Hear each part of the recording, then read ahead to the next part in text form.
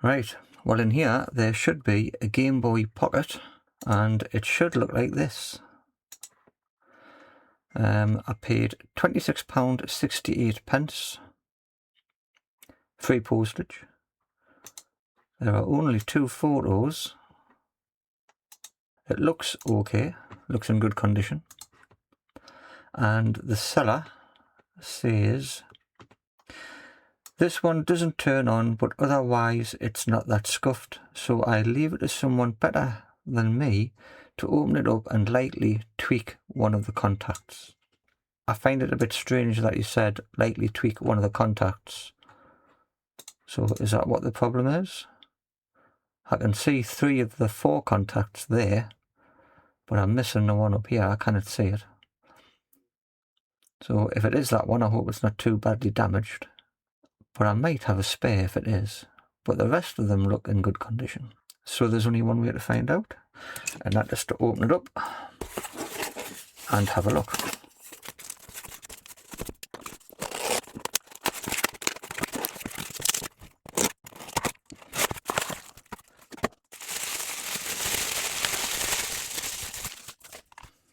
Right.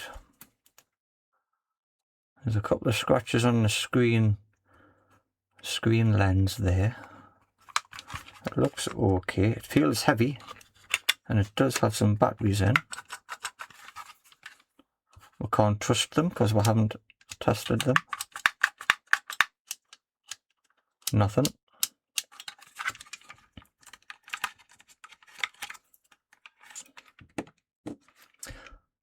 The contacts do look okay. Let's put some fresh batteries in.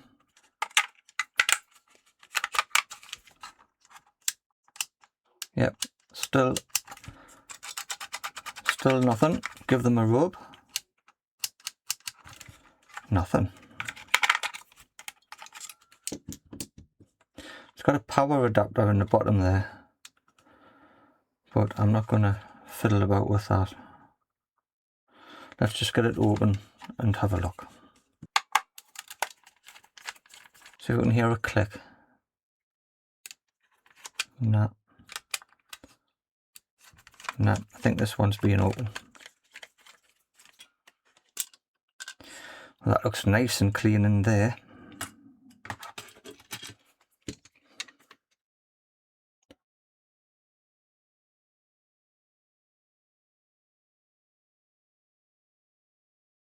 I've got a small animation here, and this is from the positive on the battery terminal.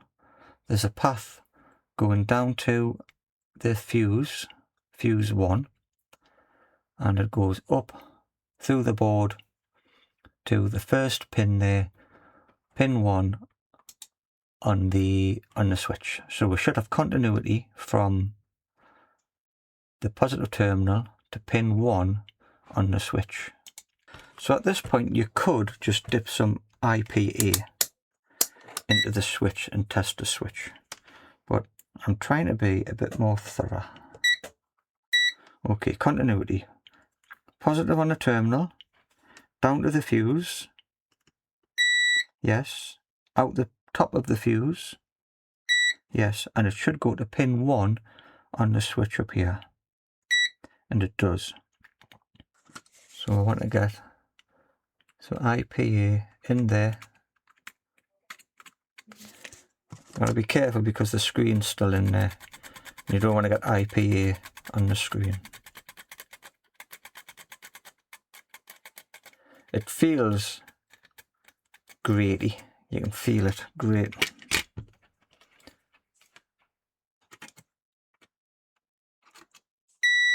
There we go. And I did have continuity, but now I don't. Right, so the power comes to here. When the switch is in the on position, comes through here and out of C. And I get no continuity. Oh, now I've got continuity. Now I haven't.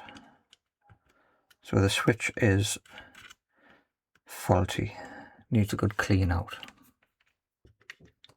So let's take that board out and we'll take the top off the switch and see if we can clean it out.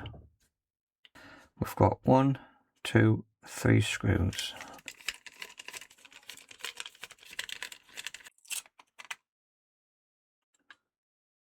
Another board which looks nice and clean. Look at that. That's never been used. You can tell by the speaker. The speaker looks very clean. A little bit of dust, but that is in really nice condition. Look at that.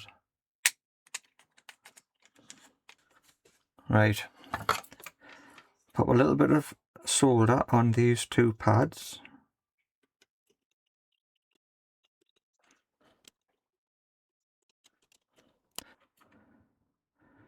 Let's try and lift this up.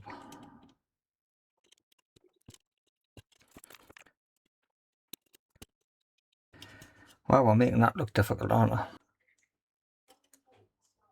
Let's take some of the solder away and see if it's easier.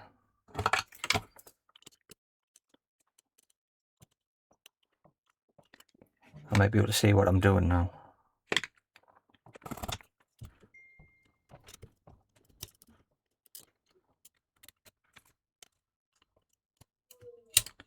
There we go.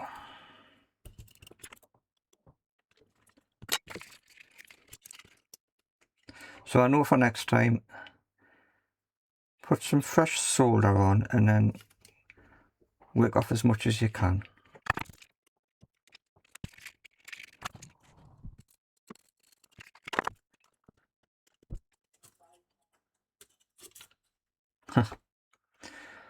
And that's what the problem is. There you go, you can see the one spring is actually snapped off. So we've only got one left on that side and it's looking a bit crusty, so I think that'll have to be replaced, which means the whole switch will have to come off. There's the broken bit.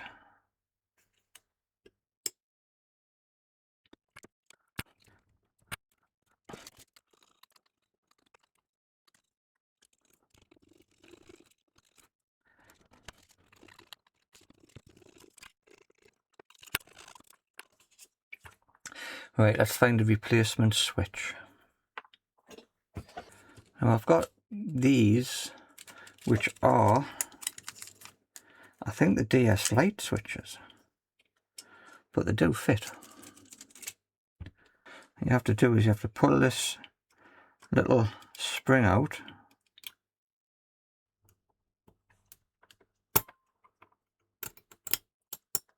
There we go. I've just noticed it's got 2 little tabs on the bottom of there. You must have to take them off.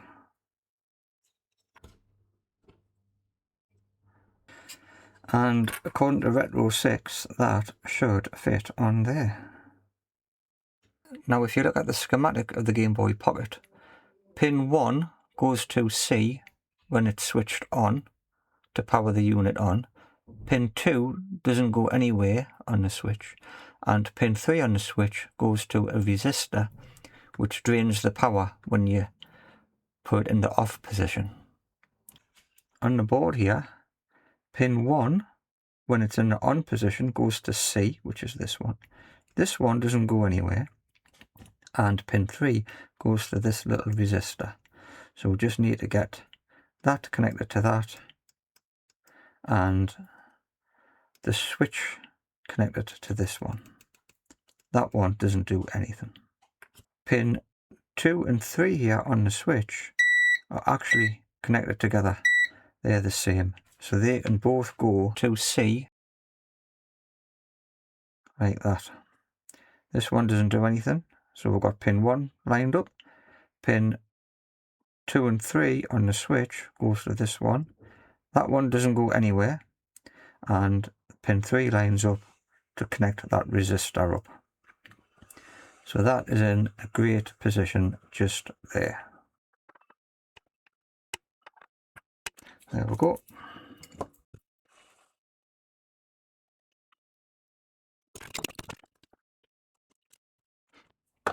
Just out of shot there, but I think that's on. I don't think I've got a connection there, look. Need a bit more solder on there. That's got it. That's not coming off. I just hope it's in the right place. The proper switch in place.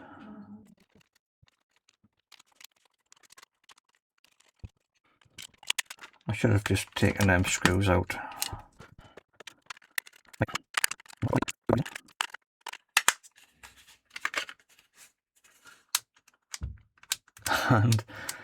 And it doesn't come on. Oh no. Is the switch working? It's not. It misses the blooming. The guy from Retro 6 said it worked on the Pocket. Let's put the switch in the on position and then we'll test it with the batteries.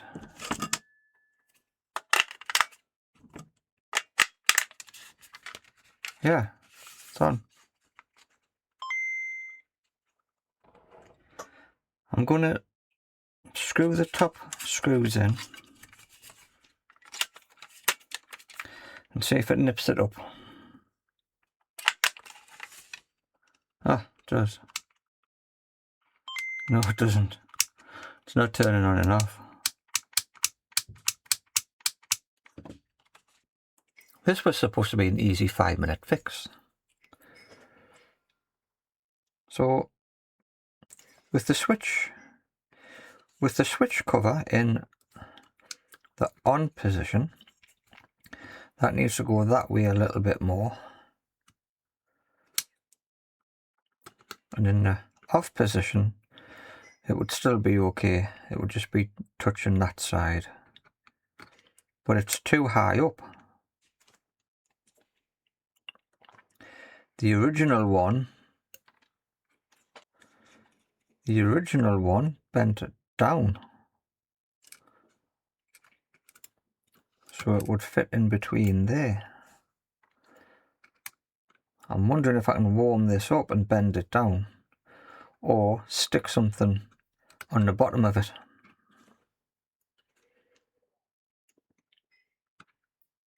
Perhaps cut a piece of that off.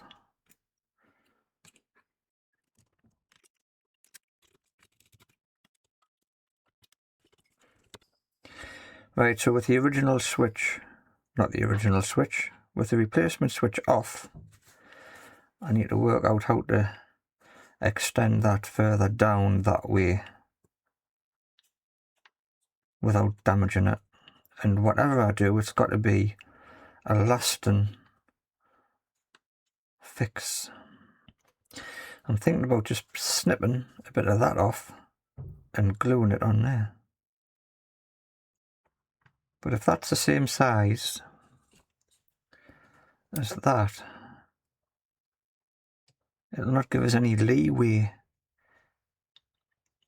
If the switch is not in exactly the right place and doesn't have the same amount of play left to right, I prefer something thinner, something narrower. I think my Tuber super glue has had it. It's still soft, but I can't get the top off. Right, it's all split open.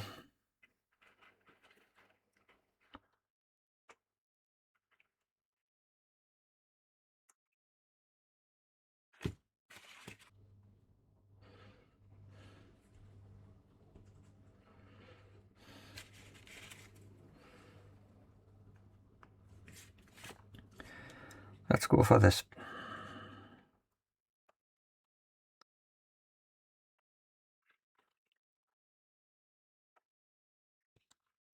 I hope I haven't stuck the switch. I have. I've put too much super glue on and I've gotten super glue in the switch. I need a new switch. But that might work.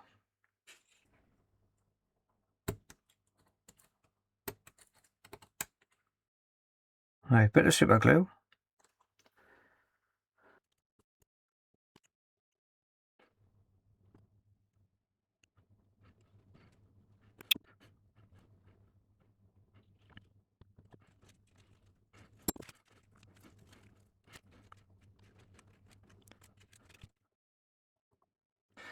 Right, we'll let that dry. I've actually got some super glue activator.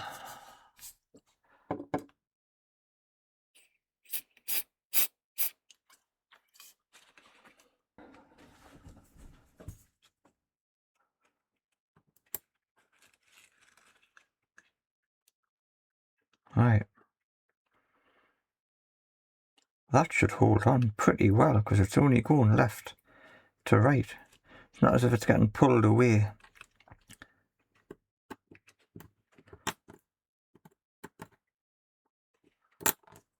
We'll pull that out. And we'll put that switch back on. Or put that switch on because that's the new one. So that's glued on there. And that fits inside of there like that. So that should be okay. Because we know the top of the replacement switch is too high up. So even though this looks quite big, it should be alright. We can only test it. I'm going to put this back in the case and I'm going to lie that switch on and get it in the right position, and perhaps just put a little bit of solder on this pin here to keep it in place. There's a little indentation here and here, so when it's on you get a little click. If I put that in the on position, it doesn't click into the off position because the range of motion on that replacement switch must be a little bit shorter. We'll see if I can trim this down a bit.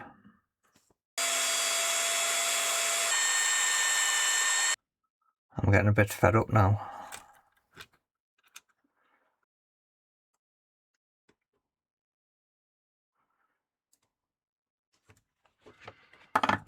Right.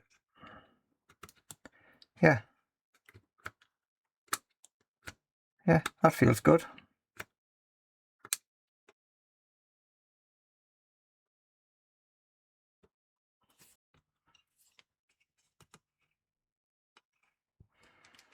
Take it out the case to do that last one.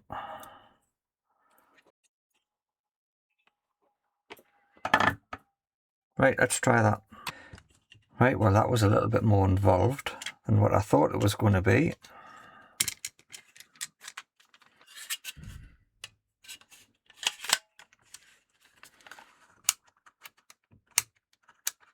It's got a nice little snappiness to it.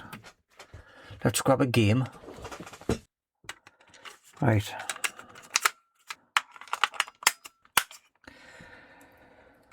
Right. Well, we're on. There we go.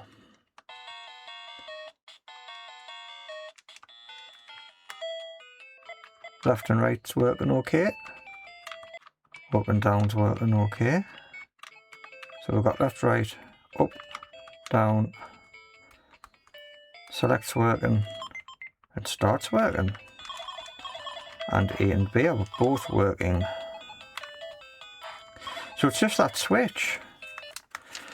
I mean, I've really had to mess about with that to get that to work properly. Let's just make sure that it does work properly. On, off, on. Yeah. So there's a couple of scratches on the lens, just there, but it's not too bad. So we can put that together. We can put that back together properly. and call that a fix, although it was a bit of a faff on. I don't know if there are better aftermarket switches. I think they all come with their own set of problems. So if there is an easier way to do this, or a better switch, rather than having to glue a small piece on there, please let me know, and it would help me and anyone else coming to the video, because that was a bit of a chore. But it was worth doing, because now we've got a little Game Boy Pocket, and that'll be going in the box to sell on at Christmas time. So that's it. I don't know if it's a good fix or not. It's a fix, but it's a bit long-winded. So that's it for the video. So you can use these switches, and I think Retro 6 did say they worked on a Pocket. Now we showed you them working on a Game Boy Advance and a Game Boy Color. I'll add the video, his video, in my description so you can take a look at it.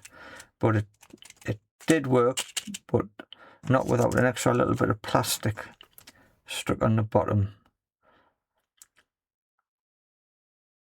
Where's that one came from? One of these is broken, but that one's alright.